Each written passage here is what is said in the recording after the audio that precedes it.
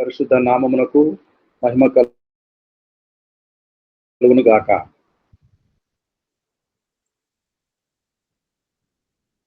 దేవుని వాక్యము లేఖనము చదువుకుందామండి.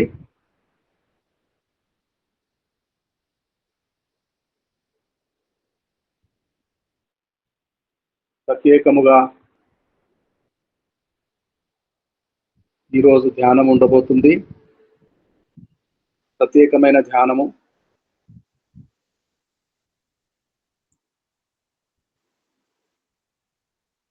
మార్కు లేదంటే ప్రకటన 13వ అధ్యాయము 14వ వచనము. ప్రకటన 13:14. ప్రకటన గ్రంథము 13వ అధ్యాయము 14వ వచనం. ఎవరైనా కత్తి దెబ్బ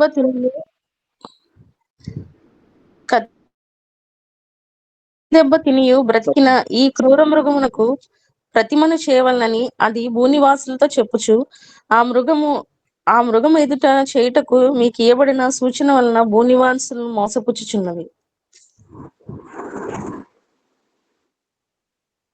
భూనివాసులను మోసపుచ్చుతున్నది. తర్వాత రోమా 16:18 కూడా చదవండి.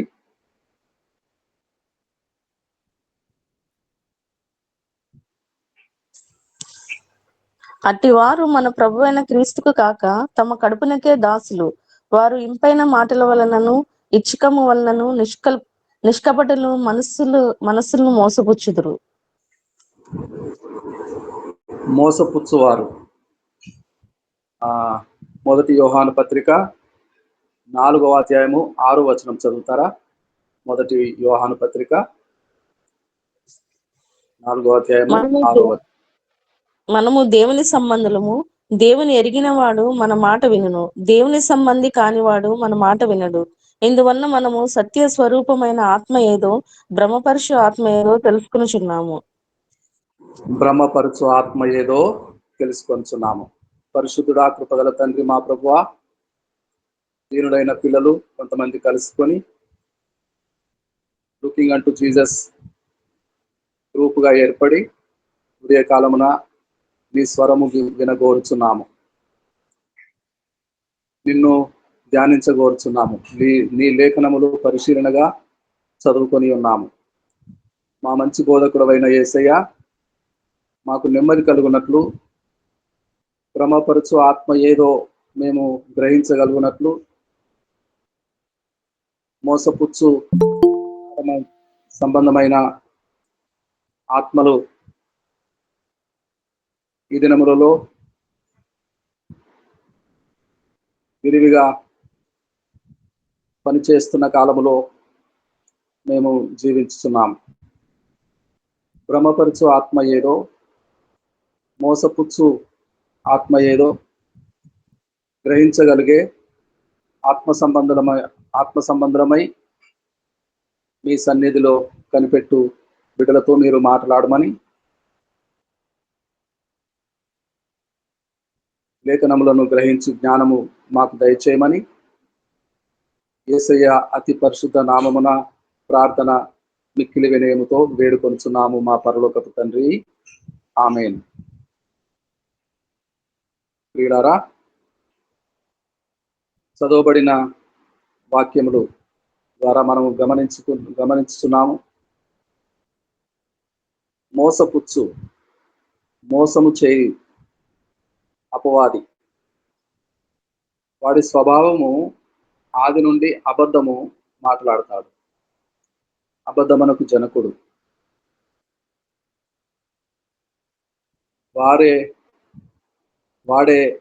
అబద్ధికుడై ఉండి, అబద్ధమునకు జనకుడై ఉండి, వారి ప్రేరేపితము చేయబడి మనుషుల ద్వారా ప్రేరేపించబడి మోసపుచ్చు ఆత్మలు వాని ద్వారా ప్రవేశపెట్టబడి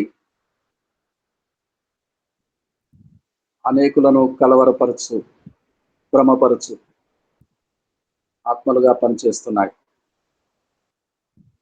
ఏర్పరచబడిన వారిని సైతము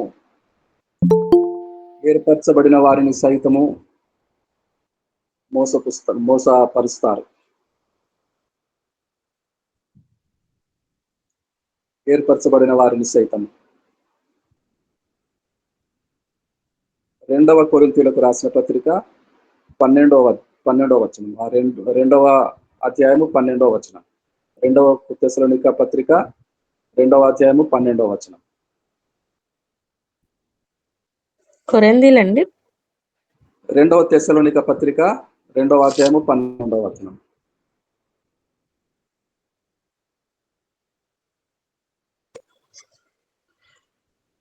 ఇందుచేత సత్యమును నమ్మక దుర్నీతి యందు అభిలాష గల వారందరూ శిక్షావిధి పొందుటకై అబద్ధమును నమ్మునట్లు మోసము చేయు శక్తిని దేవుడు వారికి పంపుచున్నాడు.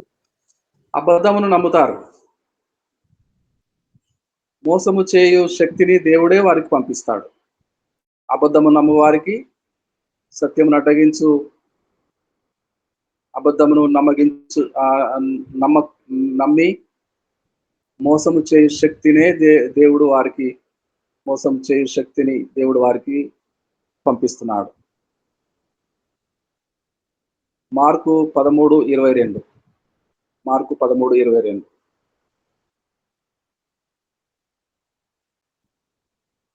మార్కు సువార్త 13:22.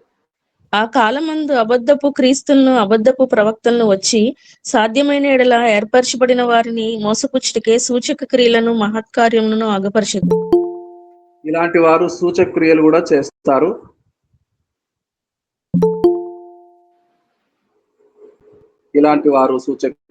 చేస్తారు. యాకోబు పత్రిక 1వ అధ్యాయము 22వ వచనం కూడా చదువుతారా? యాకోబు పత్రిక 1వ అధ్యాయము 22. మీరు మాత్రమే ఉండి మిమ్మును మీరు మోసపరుచుకోకుండా వాక్య ప్రకారం ప్రవర్తించు వారనై ఉండుడి. ఆమేన్. వాక్య ప్రకారం ప్రవర్తించు వారనై ఉండుడి. అనేకులు కానీ బాగా ప్రసంగమున్నది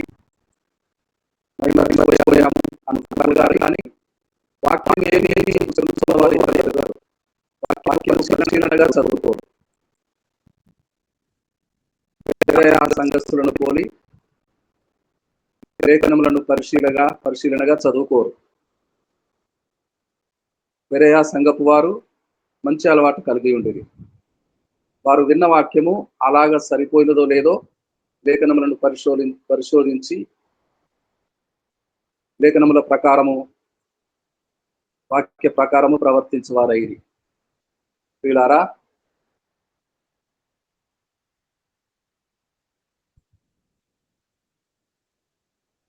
ఈ సందర్భంగా మోసపుచ్చు, భ్రమపరచు ఆత్మలు పనిచేస్తూ ఉన్నాయి. సంఘంలో పనిచేస్తున్నాయి. ఏర్పరచబడిన వారిని మోసం చేస్తున్నాయి. భ్రమపరచు ఆత్మలు పనిచేస్తున్నాయి. వాక్యానుసారంగా, లేఖనముల అనుసారంగా పరిశీలనగా చదువుకొని అవి విన్న వాక్యములు బెరెయ సంఘస్థులను పోలి అలాగ సరిపోయినయో ఏదో అని తృప్తి పడి వాక్యానుసారము ప్రవర్తించు వారమైతిమి, వాక్యానుసారము పరిశీలనగా చదువుకొని వారమైతిమి, ఏర్పరచబడిన వారమైతిమి. ఏర్పరచబడిన వారు అయ్యే భాగ్యము పొందితిమి. ఏ విధంగా భ్రమపరుచువారు వాక్యంలో నుండే భ్రమపరుస్తారు. ఏదో ఒక పిశాచి పేరున సంఘములో ప్రవేశిస్తారా? నిపుణత గల ప్రచారకులమని, గొప్ప ప్రసంగికులమని పేర్లు పెట్టుకొని వాక్యం ఆధారం చేసుకొని నమ్మపలికి వారి ఉద్దేశము మోసపరచాలి. ఆది నుండి అబద్ధికుడైన వాని, అబద్ధమునకు జనకుడు అయిన వాని ఆత్మలో ప్రేరేపణ కలిగి మోసపరుచు భ్రమపరుచు ఆత్మ ద్వారా సంఘములో పనిచేస్తాడు. ఇంటెన్షను మోసపరచాలి. ఎవరిని మోసపరచాలి? ఏర్పరచబడిన వారిని, బిడ్డలను మోసపరచాలి, భక్తి పరులను మోసపరచాలి. ఈ విధంగా ఈరోజు ఒక ప్రత్యేకమైన ధ్యానము. ఏ విధంగా మోసపరుస్తారు? వాక్యము వక్రీకరించి, వాక్యము చెప్పని దానిని, వాక్యము సమర్థించని దానిని, వాక్యములో ఇలాగున్నది కదా అని వాక్యం ఆధారంగా చేసుకొని వారు ఇంటెన్షను నెరవేర్చుకుంటారు, మోసపరుస్తారు. వాక్యము ఆధారం చేసుకొని లేఖనములను అలాగా ఉన్నవో లేదో అని పరిశీలనగా చదువుకున్న వారు పరిశుద్ధతను కాపాడుకుంటారు, బెరయా సంఘస్థులను పోలి నడుచుకుంటారు. మనం కూడా బెరయా సంఘస్థులను పోలి నడుచుకుందామా? అయితే రండి, దేవుడు ఆదికాండం 2వ అధ్యాయము 7 నుంచి 8వ వచనం చదువుకుందాం. ఆదికాండము 2వ అధ్యాయము 7 నుండి 8వ వచనం చదువుకుందాం. దేవుడైన యెహోవా నెలమంటితో నరుని నిర్మించి వాని నాసికారంధ్రంలో జీవవాయువును ఊదగా నరుడు జీవాత్మ ఆయను. దేవుడైన యెహోవా తూర్పున ఏదెన్లో ఒక తోట వేసి తాను నిర్మించిన నరుని దానిలో ఉంచెను. ఆదాముకు మొదటి పేరు నరుడు. ఆదాముకు మొదటి పేరు నరుడు. ఆదాముగా ఆది నుంచి ఉన్నవాడు, దేవుని సృష్టిలో ఆద్యమైన వాడు కనుక ఆదాము అను పేరు కలిగెను. అదే అధ్యాయము 2వ అధ్యాయము 18-19 వచనాలు చదవండి. 18-19 వచనాలు. మరియు దేవుడైన యెహోవా నరుడు ఒంటరిగా నుండుట మంచిది కాదు, వానికి సాటి అయిన సహాయమును వాని కొరకు చేయదమనుకొనెను. దేవుడైన యెహోవా ప్రతి భూజంతువును ప్రతి ఆకాశ పక్షిని నేల నుండి నిర్మించి ఆదాము వాటికి ఏ పేరు పెట్టినో చూచుటకు అతని యొద్దకు వాటిని రప్పించెను. జీవం గల ప్రతి దానికి ఒక్క నిమిషం అమ్మా. నరుడు ఆది నుంచి నరుడు ఆదాముగా మార్చబడుతున్నాడు. ఆదాము తొలుత నిర్మాణము జరిగినప్పుడు ఆదాము అనే ఐడెంటిటీ మాత్రమే ఉండేది. ఆ తర్వాత నరుడు ఒంటరిగా ఉండటం మంచిది కాదని వానికి సాటి అయిన సహాయం చేయదుననుకొని తర్వాత జీవరాశులను పేర్లు పెట్టేటప్పుడు ఆదాము యొద్దకు తీసుకొచ్చాను. ఫస్ట్ క్రియేషన్ జరిగినప్పుడు, నిర్మించినప్పుడు, నేలమట్టితో నిర్మించినప్పుడు నరుడుగానే ఉండెను. ఆ తర్వాత ఐడెంటిటీ గుర్తింపు కలిగినప్పుడు ఆదాము అను నామకరణం చేయబడింది. ఆది నుండి ఉన్నవాడు కనుక ఆదాము అనే పేరు పెట్టబడెను. 2వ అధ్యాయము ఆదికాండము 21, 23, 21 నుంచి 23 వరకు చదువుకుందాము. అప్పుడు దేవుడైన యెహోవా ఆదామునకు గాఢ నిద్ర కలుగచేసి అతడు నిద్రించినప్పుడు అతని ప్రక్కటెముకల్లో ఒకదాన్ని తీసి ఆ చోటును మాంసంతో పూడ్చివేసెను.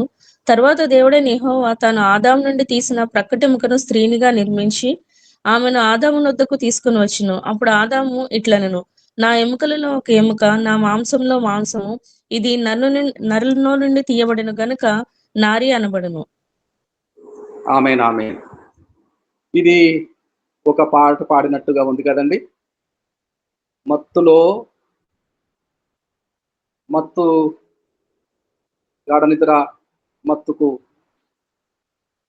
అనేస్థియా ఇచ్చినట్టుగా మత్తు వదులుతూ ఉంటే పారవశ్యము పొంది ఒక చక్కటి పాట పాడినట్టుగా ఉంది. ఈ వచనమే సపరేట్గా ఉంది. నరుని నుంచి తీయబడిన నారి, నాలో నుంచి ఉద్భవించిన నారి, నరుని నుంచి తీయబడిన కనుక నారి అని, నరుడు నారి అని అవ్వకు పేరు. అవ్వకు ఏ పేరు పెట్టెను? ఆది నుంచి ఉన్నవాడు నారి. నారి తర్వాత హవ్వగా మారింది. జీవము గల ప్రతి వానికి తల్లి. హవ్వ అనే పేరుకు జీవము గల ప్రతి వానికి తల్లి. హవ్వగా నరుడు ఆదాముకు ఇచ్చిన నామకరణం నారి. అయితే తర్వాత మనుషులు పుడుతున్నారు, మనుషులు విస్తరిస్తున్నారు, రకరకాల పేర్లు కలిగి ఉంటారు. కొంతమంది వారికి ఐడెంటిటీ మరుగు చేయబడి పెన్ నేమ్స్ కలిగి ఉంటారు.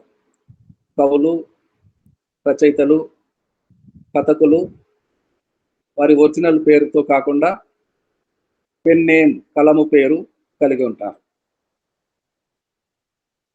కొంతమంది పేర్లు మార్చుకుంటారు. తల్లిదండ్రులు పెట్టిన పేరు ఒకటైతే వారికి వారిగా పేరు పెట్టుకుంటారు. కొంతమందికి పెట్ నేమ్ పెడతారు, కొంతమందికి నిక్ నేమ్స్ పెడతారు. పెట్ నేము ఉదాహరణకు 1 సమూయేలు 16:11. 1 సమూయేలు 16:11.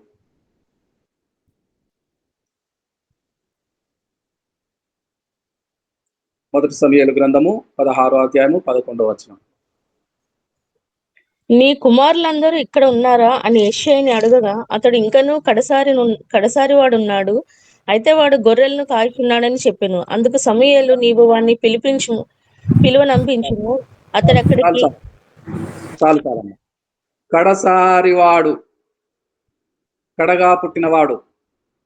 దావీదుకు కడసారి వాడు అనే పేరున్నది, పెట్ నేమ్. జన్మనామము దావీదైతే కడసారి వాడు అని ముద్దు పేరు, పెట్ నేమ్. చిన్నోడు, ఆఖరివాడు. ఈ దావీదుకు కడసారివాడు అనే పేరున్నది. వీళ్ళారా, పేరు ఒక వ్యక్తికి ఐడెంటిటీ, గుర్తింపు. తల్లిదండ్రులు పేర్లు పెడతారు. యాకోబు కుమారులకు యాకోబు భార్యలే పేరు పెట్టారు. ఆదికాండము 29:33 నుంచి 35 వరకు చదవండి. ఆదికాండము 29వ అధ్యాయము 33-35 వచనాలు చదవండి. ఆమె మరలా గర్భవతి అయి కుమారుని కని, నేను ద్వేషింపబడినన్న సంగతి యెహోవా విన్నాడు గనుక ఇతని కూడా నాకు దయచేసి అనుకుని అతనికి షిమ్యోను అని పేరు పెట్టెను. ఆమె మరలా గర్భవతి అయి కుమారుని కని, తుదకు ఈసారి నా పెనిమిటి నాతో హత్తుకొని ఉండును, అతనికి 3 కుమారులను కంటిననుకొనెను. అందుచేత అతని లేవి అని పేరు పెట్టెను. ఆమె మరలా గర్భవతి అయి కుమారుని కని, ఈసారి యెహోవాను స్తుతించెదను అనుకుని యూదా అని పేరు పెట్టెను. అప్పుడు ఆమెకు కానుపు ఉడిగెను. యాకోబు పెద్ద భార్య లేయా పేర్లు పెట్టి చూడను. రూబేను కూడా లేయా పెట్టిన పేరే. దాసీలకు పుట్టిన కుమారులను కూడా భార్యల పేరు పెట్టుచుండ్రి, లేయా, రాహేలు. అయితే ఊరందరూ కలిసి నయోమి మనవడుగా, రూతు కుమారుడిగా పుట్టిన వానికి గ్రామస్తులే పేరు పెట్టారు. రూతు గ్రంథము 4వ అధ్యాయము 17వ వచనం. రూతు గ్రంథము 4వ అధ్యాయము 17. ఆమె పొరుగు స్త్రీలు నయోమి కొరకు కుమారుడు పుట్టెనని చెప్పి అతనికి ఒబేదను పేరు పెట్టిరి. అతడు దావీదునకు తండ్రి అయిన యెషయికి తండ్రి. ఊరువారందరూ కలిపి పేరు పెట్టారు. ఆ పేరే సార్థకమైన నామమైంది. ఊరు వాళ్ళందరూ పెట్టిన పేరు బోయేజు గారికి సార్థక నామమైంది. ఆ పేరు యేసు క్రీస్తు వంశావళిలో అనేక పర్యాయములు తారసపడుట మనం చూస్తాం. ఊరి వాళ్ళు పెట్టిన పేరు బోయజు. తర్వాత మోషే గారి దగ్గరకు వచ్చేటప్పటికి మోషే గారు రాజకుమార్తె పెట్టిన పేరు నిర్గమకాండము 2వ అధ్యాయము 10వ వచనం. ఆ బిడ్డ పెద్దవాడైన తర్వాత ఆమె ఫరో కుమార్తె వద్దకు అతను తీసుకుని వచ్చెను. అతడు ఆమెకు కుమారుడాయను. ఆమె నీటిలో నుండి ఇతన్ని తీసితినని చెప్పి అతనికి మోషే అని పేరు పెట్టెను. నీటిలో నుంచి తీయబడిన వాడు కనుక మోషే అని పేరు పెట్టాను. రాజకుమారి, అన్యురాలు, ఐగుప్తీరాలు, రాకుమారి పెట్టిన పేరే దేవుడు పిలుస్తున్నాడు. నిర్గమకాండము 3వ అధ్యాయం 4వ వచనం. నిర్గమకాండము 3వ అధ్యాయం 4వ వచనం. దానిని చూచుటకు అతడు ఆ తట్టు వచ్చుట యెహోవా చూచెను. దేవుడు ఆ పొద నడుము నుండి మోషే మోషే అని అతన్ని పిలిచెను. అందుకతడు చిత్తం ప్రభు. మోజెస్ అన్యురాలు రాకుమార్తె పెట్టిన పేరు. నీటి నుండి తీయబడిన వాడు. దేవుడు ఆ పేరునే కన్ఫర్మ్ గా పిలుస్తున్నాడు. ఒప్పుకున్నాడు దేవుడు సైతము. దేవుడైన యెహోవా, నీ పాదరక్షలు తీసివేయము, నీవు నిలుచున్న భూమి పరిశుద్ధ భూమి. మోషే మోషే అని పిలుస్తున్నాడు. మోషే. దేవుడు ఒప్పుకున్నాడు. ప్రియులారా, ప్రాముఖ్యమైన సంగతి, సంఘము విస్తరించిన తర్వాత సౌలు పౌలుగా మార్చబడతాడు. సౌలును పౌలుగా మార్చిన పాట కూడా పాడేస్తారు. భ్రమపరచు ఆత్మ పనిచేస్తూ ఉన్నది. మోసము చేస్తున్నారు. అపోస్తుల కార్యములు 9వ అధ్యాయము 3 నుంచి 6 వచనాలు చదువుకుందామా? అపోస్తుల కార్యములు 9వ అధ్యాయము 3 నుంచి 6 వచనాలు. అతడు ప్రయాణం చేయుచు దమస్కో దగ్గరకు వచ్చినప్పుడు అకస్మాత్తుగా ఆకాశం నుండి వెలుగు అతని చుట్టూ ప్రకాశించును. అప్పుడు అతడు నేల మీద పడి, సౌలా సౌలా, నీ వేరు నన్ను హింసించుచున్నావని తనతో ఒక స్వరము పలుకుట వినెను. ప్రభువా, నీవెవడవని అడుగగా అతడు అడుగగా ఆయన, నేను నీవు హింసించుతున్న యేసును. లేచి పట్టణంలోనికి వెళ్ళుము, అక్కడ నీవు ఏమి చేయవలనో అది నీకు తెలియబడునని చెప్పాను. అతనితో ప్రయాణము చేసిన మనుషులు ఆ స్వరము వినిది గాని ఎవరిని చూడక మౌనులై నిలవబడేది. సౌలు నేల మీద నుండి లేచి కన్నులు తెరిచినను ఏమీ చూడలేకపోయిన గనుక వారు అతని చెయ్యి పట్టుకుని దమస్కులోనికి నడిపించిరి. అతడు 3 దినములు చూపు లేక అన్నపానములేమి పుచ్చుకునకుండెను. 6వ వచనం పూర్తయిందా? సార్. 6వ వచనం అయిపోయిందా? అయిపోయింది. ఓకే. సౌలా సౌలా, ఎవడు ప్రభువా, మీరెవరు? నీవు హింసించుతున్న యేసును. యేసు సౌలా సౌలా అని పిలుస్తున్నాడు, ఒప్పుకుంటున్నాడు. సౌలా సౌలా. సౌలు కీషు కుమారుడు. సౌలు మొదటి రాజుగా ఇశ్రాయేలులకు అనుగ్రహించబడిన వాడు. బెన్యామీను గోత్రికుడు. కీషు కుమారుడు, హెబ్రియ నామము కలవాడు. సౌలు ఉండేవాడు బెన్యామీను గోత్రికుడు కనుక సౌలు, ఈ సౌలు, మన సౌలు ఆ పేరునే కలిగి ఉన్నాడు, బెన్యామీను గోత్రికుడు కనుక. దానికి రాకుమారి పెట్టిన పేరు మోషే అని దేవుడు ఒప్పుకున్నప్పుడు స్వయంగా సౌలును మారుస్తాడా? పౌలుగా మారుస్తాడా? సౌలు పౌలుగా మారిపోతాడా? మరొక వచనం చదువుకుందాం. 17 అపోస్తుల కార్యములు 9వ అధ్యాయంలోనే 17 నుండి 18 వచనాలు చదువుకుందాం. అపోస్తుల కార్యములు 9వ అధ్యాయంలోనే 17, 18 వచనాలు. అననీయ వెళ్ళి ఆ ఇంట ప్రవేశించి అతని మీద చేతులుంచి, సౌలా, సోదరుడా, నీవు వచ్చిన మార్గంలో నీకు కనబడిన ప్రభు అయిన యేసు నీవు దృష్టి పొంది పరిశుద్ధాత్మతో నింపబడినట్లు నన్ను పంపి ఉన్నాడని చెప్పాను. అప్పుడు అతని కన్నుల నుండి పొరల వంటివి రాలగా దృష్టి కలిగి లేచి బాప్తిజం పొందెను. తరువాత ఆహారము పుచ్చుకొని బలపడెను. ఆమేన్. బాప్తిస్మం ఇచ్చిన పాస్టర్ గారు కూడా, అననీయ గారు కూడా దమస్కు పట్టణంలో పేరు మార్చట్లేదు. జనరల్ గా బాప్తిస్మాలప్పుడు కొత్త పేరు పెడతారు, అడుగుతారు, విశ్వాసులు అడుగుతారు.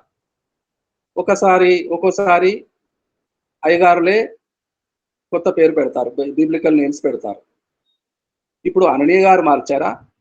యేసు మార్చలేదు. సౌలా సౌలా అని పిలుస్తున్నాడు.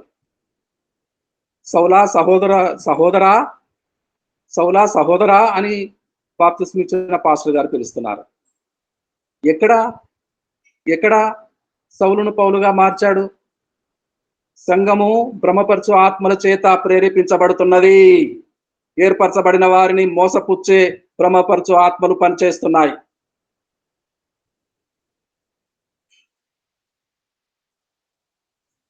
తొమ్మిదవ అధ్యాయంలోనే 26 నుండి 30 వచనాలు చదువుకుందామా? 9వ అధ్యాయంలోని అపోస్తుల కార్యములు 26 నుండి 30. అతడు యెరూషలేములోనికి వచ్చి శిష్యులతో కలుసుకొనుటకు ప్రయత్నం చేసెను గాని అతడు శిష్యుడని నమ్మక అందరూ అతనికి భయపడేది. అయితే బర్నబా అతనిని దగ్గరికి తీసి అపోస్తుల యొద్దకు తోడుకొని వచ్చి అతడు త్రోవలో ప్రభును చూచిననియు ప్రభు అతనితో మాట్లాడిననియు ప్రభు ఆగండి, ఒకసారి ఆగండి, దయచేసి ఒకసారి ఆగండి. 9వ అధ్యాయము 22 కూడా చదువుదాం. ఇతనెవరో క్రీస్తుని చూచిన ఇతనెవరో బర్నబా గారు ఆది సంఘ పెద్దలకు పరిచయం చేస్తూ, ఇంట్రడ్యూస్ చేస్తూ ఎవరి గురించి మాట్లాడుతున్నాడో 22వ వచనం చదవండి. అయితే సౌలు మరి ఎక్కువగా బలపడి ఈయనే క్రీస్తు అని రుజువుపరచుచు దమస్కోలో కాపురమున్న యూదులను కలవరపరిచెను. చాలు. సౌలు విశ్వాసిగా మారిపోయి, సేవకుడుగా మారిపోయి, సువార్థికుడుగా పనిచేయటం ప్రారంభించాడు. సౌలు సేవ ప్రారంభమైంది. సౌలును యేసే పిలిచాడు. పిలిచినప్పుడు కూడా సౌలా సౌలా అని పిలిచాడు. బాప్తిస్మం ఇచ్చిన అననీయ పాస్టర్ గారు దమస్కులో సౌలా సహోదరుడు అని పిలిచాడు. బర్నబా గారు ఈ సౌలు గారినే అపోస్తులైన పెద్దలకు పరిచయం చేస్తున్నాడు. మనం విన్నాము. ఎప్పుడు 13వ అధ్యాయము 7వ వచనం. అపోస్తుల కార్యములు 13వ అధ్యాయం 7వ వచనం. అపోస్తుల కార్యములు 13వ అధ్యాయం 7వ వచనం. అతడు వివేకం గలవాడైన సెర్గి పౌలు అను అధిపతి యుద్ధ నుండెను. అతడు బర్నబాను పెరిగి సౌలు అనే అధిపతి వద్ద ఉండెను. తర్వాత చదవండి. అతడు బర్నబాను సౌలును పిలిపించి అతని దేవుని వాక్యం వినగోరెను. అయితే ఎలుమ ఆ అధిపతిని విశ్వాసం నుండి తొలగింపవలనని యత్నము చేసి వారిని ఎదిరించను. ఎలుమ అను పేరునకు గారడి వాడము. 7వ వచనం మరల చదవండి. 7వ వచనం, 7వ వచనం చదవండి. 7వ వచనం మాత్రమే చదవండి. అతడు వివేకము గలవాడైన సెర్గి పౌలు అను అధిపతి యొద్ద ఉండెను. అతడు బర్నబాను సౌలును పిలిపించి దేవుని వాక్యం వినగోరెను. అతడు సౌలును పిలిపించుకొని బర్నబాను పిలిపించుకొని దేవుని వాక్యము వినగోరెను. 9వ వచనం కూడా చదువుతారా? అందుకు పౌలు అనబడిన సౌలు పరిశుద్ధాత్మతో నిండిన వాడై అతని చూచి సమస్త కపటముతోనూ సమస్త దుర్మార్గముతోనూ నిండినవాడా. అవసరమైన పాయింట్ దొరికేసింది. సౌలు అనబడిన పౌలు యేసయ్య దర్శనము ద్వారా పిలిచినప్పుడు, సౌలా సౌలా నీవేళ నన్ను హింసించుతున్నావు, బాప్తిస్మ ఇచ్చిన అయ్యగారు సౌలా సహోదరుడా అన్నాడు. పెద్దలు పరిచయం చేస్తున్నాడు. బర్నబా గారు పెద్దలకు పరిచయం చేసినాడు. సౌలు అని పరిచయం చేశాడు. వాక్యము వినగోరిన నాడు పెరిగి సౌలు వివేకము కలిగిన వాడు సౌలును బర్నబా గారిని పిలిపించుకొని వాక్యం వినగోరాడు. ఇప్పుడు సౌలు అనబడిన పౌలు తర్వాత అపోస్తల కార్యముల గ్రంథమంతా పౌలుగానే పిలువబడ్డాడు. గ్రీకు భాష ప్రాబల్యము అధికముగా ఉన్న రోజుల్లో మొదటి శతాబ్దంలో హెబ్రీ భాష మాట్లాడేవారు యూదులు. గ్రీకు భాష లాంగ్వేజ్ హెబ్రీ భాష క్రైస్తవులకు విశ్వాసులకు మూల భాష. గ్రీకు భాష ప్రపంచ భాష, ప్రపంచంలో ప్రాబల్యము పొందుతున్న భాష. ప్రపంచంలో ఉన్న అందరినీ, అన్ని జాతులందరినీ క్రైస్తవులుగా మార్చుకోవటానికి గ్రీకు భాషను కూడా దేవుడు అంగీకరించాడు, దేవుడు యాక్సెప్ట్ చేశాడు. ఇప్పుడు గ్రీకు భాషలో కొన్ని పేర్లు, సౌలు ఉదాహరణకు పౌలుగా భాష మారినప్పుడు, భాష గుర్తింపు కలిగినప్పుడు సౌలు పౌలుగా పిలువబడ్డాడు. భాషా ప్రాబల్యం వలన పేరు మారింది సౌలు గారికి. పౌలుగా మార్చుకున్నారు. పౌలు తనకు తానుగా, సౌలు తనకు తానుగా పెట్టినేము నిక్నేము పెట్టుకోలేదు, కలము పేరు పెట్టుకోలేదు. తల్లిదండ్రులు పెట్టిన పేరు మార్చుకోలేదు. సౌలు అధికారుల యొద్ద క్రైస్తవులను సంఘంలో హింసించడానికి భీకరమైన పేరు కావాలి అని అడగలేదు. సౌలుగానే అప్రోచ్ అయ్యాడు. సౌలుగానే అథారిటీ పొందుకున్నాడు. సంఘమును హింసిస్తున్నాడు. సౌలుగానే దర్శనంలో దమస్కు మార్గంలో పిలువబడ్డాడు. సౌలా సౌలా, నీవు నన్ను ఏల హింసించుతున్నావు. పాస్టర్ గారు బాప్తిస్మం ఇచ్చినప్పుడు పేరు మార్చలేదు. సౌలా సహోదరుడా అన్నాడు, దృష్టి పొందుమన్నాడు. కేవలము భాష ప్రబలుతున్నప్పుడు, హెబ్రీ భాష యూదులకు మూల భాష అయితే, గ్రీకు భాష ప్రాబల్యము ఉన్న రోజుల్లో గ్రీకు భాషాంతరమున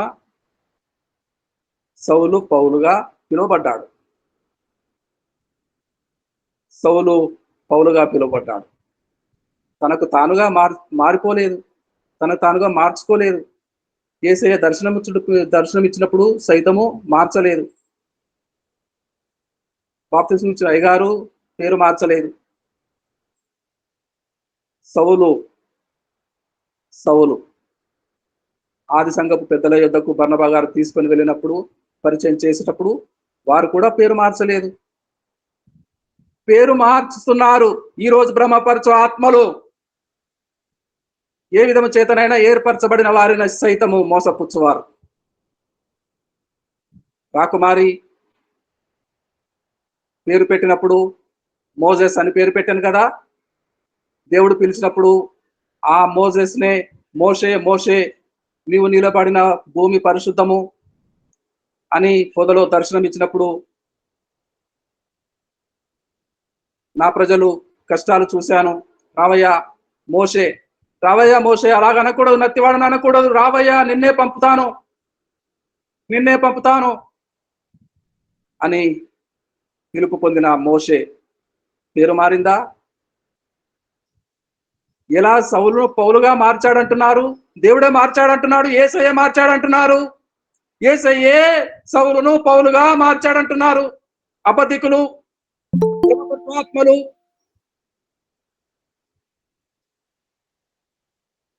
జాగ్రత్త సుమండి. వచనము లేఖనములు ప్రకారము యేసు క్రీస్తు సువార్త విన్నప్పుడు బెరయ సంఘస్థులను పోలి వాక్యమును అనుసరించి ప్రవర్తించు వారమైతిమా మన విశ్వాసము తొలగిపోము. ఏర్పరచబడిన వారు సైతము మోసపుచ్చు భ్రమపరచు ఆత్మల చేత పనిచేస్తున్నాయి. భ్రమపరచు ఆత్మలే పనిచేస్తున్నాయి. వాక్యము బహుగా వింటారు, శ్రద్ధ కలిగి వింటారు. వాక్యములోనే స్లిప్ చేద్దాము, వాక్యములోనే మోసం చేద్దాము అని వాక్యమే ఆధారముగా, వాక్యమే వాక్యమే వాక్యమే మనం వింటున్న వాక్యమే, మనము అత్యధికముగా ప్రేమిస్తున్నటువంటి వాక్యమే మనలను భ్రమపరుచుతున్నది. సౌలుగా యేసయ్య పిలిచినప్పుడు పేరు మారలేదు. సౌలా సౌలా నీ పేరు మారుస్తానయ్యా, నాకు ఇష్టం లేదయ్యా, ఒకప్పుడు క్రూరుడు, మాట వినని రాజు పేరు పెట్టుకున్నావు అని పేరు మార్చలేదు. ముంచిన బాప్తిస్మం ఇచ్చిన అయ్యగారు కూడా పేరు మార్చలేదు. ఈ సౌలు పేరు మార్చుకోవయ్యా, ఈ సౌలు పేరు మార్చుకోవయ్యా, సౌలా సౌలా అని పిలవటం నాకు ఇష్టం లేదయ్యా అని అనలేదు పాస్టర్ గారు. పెద్దలు సంఘములో కూడా యాక్సెప్టెన్స్ దొరికింది, పేరు మారలేదు. సౌలు అనే పేరు పూర్వము దూషకుడను హింసకుడును సంఘమును చాలా హింసించి ఉన్నాను, ఆ సౌలే అనుకుంటారు. తనకు తాను కూడా పేరు మార్చుకోలేదు. దీనుడై ఏ పేరు కలిగి ప్రవర్తన మార్చుకున్నాడో, గుణము మార్చుకున్నాడో, యేసయ్య సేవకుడు అయినాడో ఆ పేరునే మరి ఎప్పుడండి సౌలు పౌలుగా మారింది ఎప్పుడండి? సౌలును పౌలుగా మార్చిన యేసయ్య కాదండి, భాష గ్రీకు భాష మార్చిందండి. తనకు తానుగా సౌలు మార్చుకోలేదండి పౌలుగా. దర్శనం ఇచ్చిన యేసయ్య మార్చలేదండి సౌలును పౌలుగా. బాప్తిస్మం ఇచ్చిన అననీయ పాస్టర్ గారు దమస్కు పట్టణంలో మార్చలేదండి సౌలును పౌలుగా. పెద్దలు మార్చలేదండి, పేతురు గారు, యోహాను గారు, యాకోబు గారు, ఎవరూ పెద్దలు మార్చలేదండి. సౌలునుగానే చూశారు, సౌలునుగానే చూశారు. భ్రమపరచు ఆత్మలు వాక్యము సంఘము పేరెన్నిక కలిగిన ప్రఖ్యాత ప్రసంగికులని తెలుసుకుంటే వాళ్ళు మారుస్తున్నారు. ఆహ్వానం పొందిన సేవకులు మారుస్తున్నారు. సౌలును పౌలుగా మార్చిన యేసయ్య అంటున్నారు, సౌలును పౌలుగా మార్చిన యేసయ్య అంటున్నారు. సౌలా సౌలా, దేవుడే యేసయ్యే సౌలా సౌలా అని పిలుస్తున్నాడు కదా. బాప్తిస్మం ఇచ్చిన పాస్టర్ గారు సౌలా సహోదరా అంటున్నాడు కదా. కుడి చేయి ఇచ్చిన యాక్సెప్టెన్స్ పొందుకున్న సంఘ పెద్దలు సౌలా అని ఒప్పుకున్నారు కదా. మరి ఎప్పుడండి సౌలు పౌలుగా మారాడు? భ్రమపరచు ఆత్మలు పనిచేస్తున్నాయి.